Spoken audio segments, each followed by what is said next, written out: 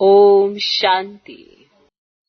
एकांत का अर्थ है एक की याद में इस शरीर का अंत हो, अर्थात एकांत में बैठ ऐसा अनुभव करो कि मैं आत्मा इस शरीर माना चमड़ी को छोड़ बाप के पास जाती हूँ।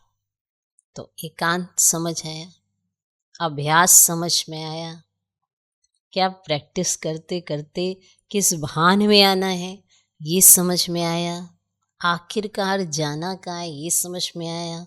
तो मुरली सुनते सुनते आत्मा का अभ्यास, जो बाबा कहे तुरंत उसका अभ्यास साथ साथ, तो फिर बाकी सब बातों का असर खत्म हो जाता है।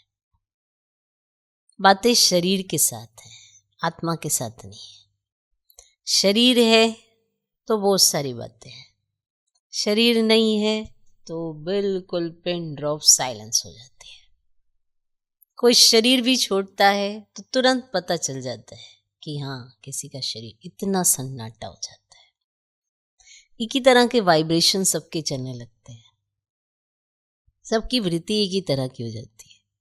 तो कोई अगर उस माहौल में जाता भी है तो वो भी उसी वाइब्रेशन में चला जाता है, ऐसा माहौल हो जाता है।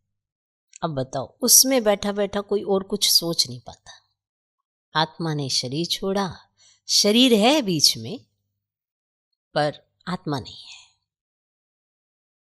तो ये अभ्यास जीते जी मरना, माना है शरीर आपके पास है पर आप शरीर से नहीं आ रहे। अभ्यास। आत्मा ने तो पहला भी यही पार्ट है, लास्ट का भी यही पार्ट है। आई है पार्ट बजाने कि शरीर मिला तो कैसा पार्ट बजाती है, और जब शरीर छोड़ती है तो क्या पार्ट बजाया उसके संस्कार साथ ले जाती है। कर्मों का खाता उसके साथ चल देता है।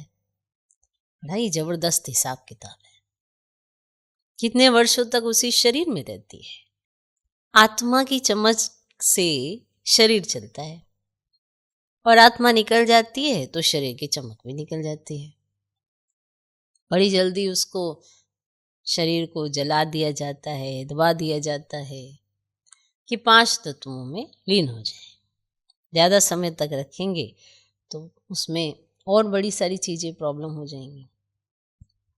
पर शरीर रखा नहीं जाता, और वही शरीर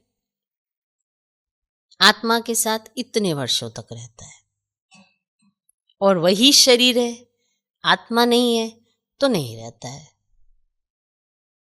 तो अभ्यास तो आत्मा को अपनी ओरिजिनलिटी का करना है, फिर भी हम फंसे हुए हैं शरीर के अंदर ही।